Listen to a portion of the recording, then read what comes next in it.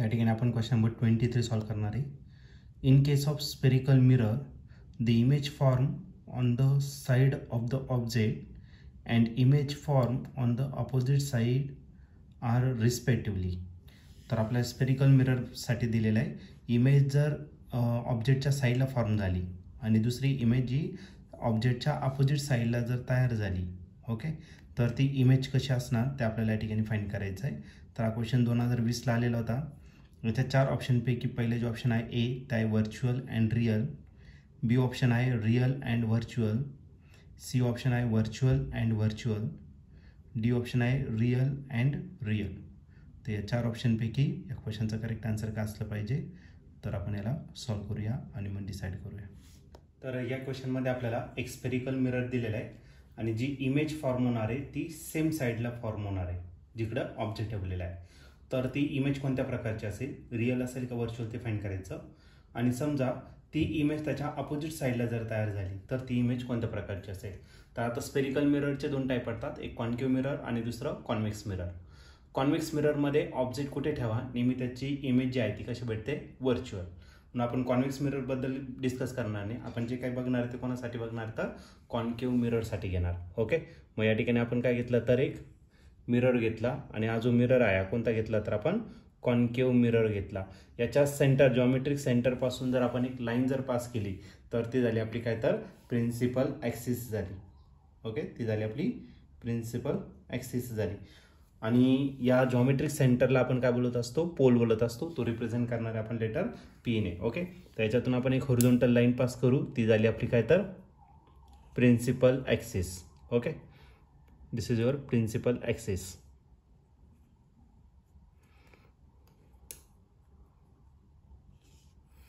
आता या प्रिन्सिपल ॲक्सिसवरती आपल्याला 2 पॉईंट कन्सिडर करायचं इक्वल डिस्टन्सवरती. पहिला जो पॉईंट आहे तर तो पॉईंट असेल आपला फोकस या इक्वल डिस्टन्सवरती. तेवढ्या डिस्टन्सवरती दुसरा एक पॉईंट घ्यायचा आहे, त्याला आपण बोलणार आहे सेंटर ऑफ कर्वेचर. ओके, मग पहिला जो पॉईंट भेटला तो फोकस भेटला, दुसरा जो पॉईंट आहे तो काय भेटला, सेंटर ऑफ कर्वेचर.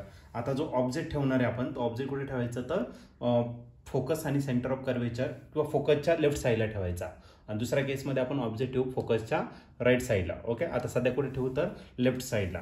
जर लेफ्ट साईडला जर आपण ऑब्जेक्ट ठेवला, सपोज हा काय घेतला, तर आपण ऑब्जेक्ट घेतला. या ऑब्जेक्टला आपण कन्सिडर करू, आपण ए बी असं ऑब्जेक्ट कन्सिडर करू. पहिली जी रे असणार आहे ती कशी असणार आहे, ती पॅरलल जाणार आहे, parallel to the principal axis. खूप साऱ्या रेज नाही घ्यायच्या, फक्त 2च घ्यायचं.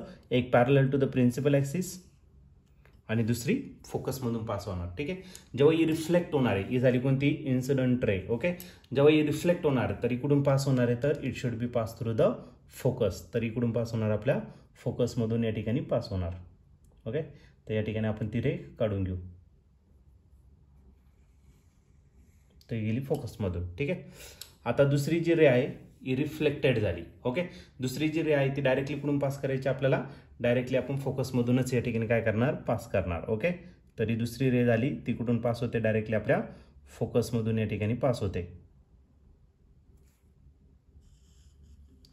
फोकसमधून जर पास झाली, जेव्हा ती या ठिकाणी इन्सिडेंट होणार, ती रिफ्लेक्ट होताना ती पुन्हा पॅरलल असणार आहे, parallel to the principal axis. Okay, हे असणार आहे आपले parallel to the principal axis. Okay, actually हे जे रेस तुमचे आहे तर या ठिकाणी जाऊन काय होत आहे, इंटरसेक्ट होत आहे. ज्या ठिकाणी ते इंटरसेक्ट होणार आहे त्या ठिकाणी आपल्याला काय भेटेल, तर इमेज भेटेल त्याची. ओके, आज आला तुमचा काय, ऑब्जेक्ट,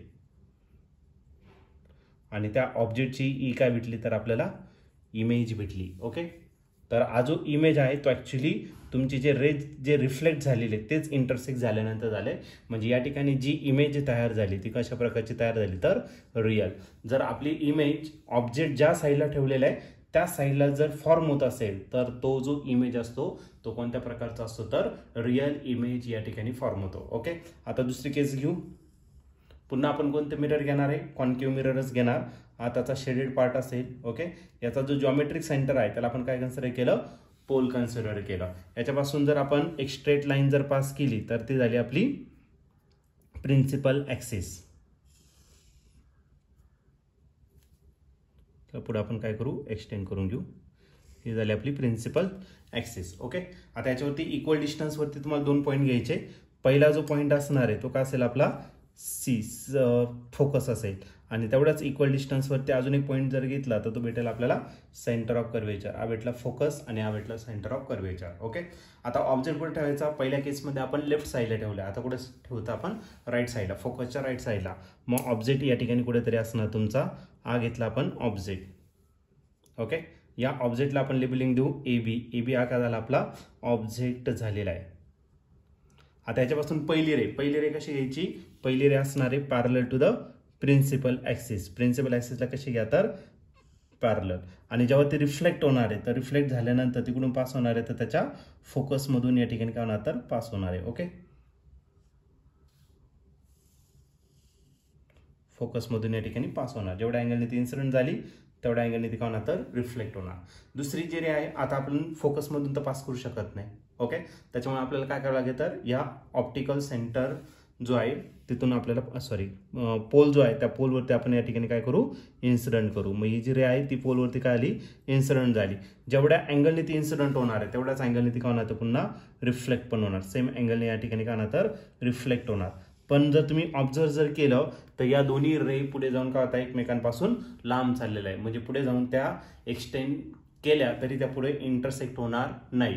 म्हणून आपल्या या ज्या रेज आहे त्या काय करावं लागेल? बॅक साईडला काय करावं लागेल? तर स्ट्रेट एक्सटेंड करावं लागेल. ओके, मग ही जी रे आहे ती सरळ काय करा? बॅक साईडला एक्सटेंड करा.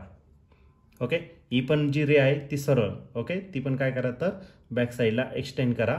बॅक साईडला एक्सटेंड केल्यानंतर तुम्हाला कुठेतरी जाऊन ती का तर इंटरसेक्ट होणार. आणि ज्या ठिकाणी ते इंटरसेक्ट होणार त्या ठिकाणी आपल्याला काय भेटेल? तर इमेज भेटेल. ओके, फायनल इमेज आपल्याला त्या ठिकाणी भेटणार. आणि ही जी इमेज आहे तर ही इमेज ऑब्जेक्टच्या कोणत्या साईडला भेटली? तर एक्झॅक्टली अपोजिट साईडला भेटली. आपलं इमेज तयार झाली. ओके, मग हा जो इमेज आहे त्याला आपण काय करू? A1 आणि काय कन्सिडर करू?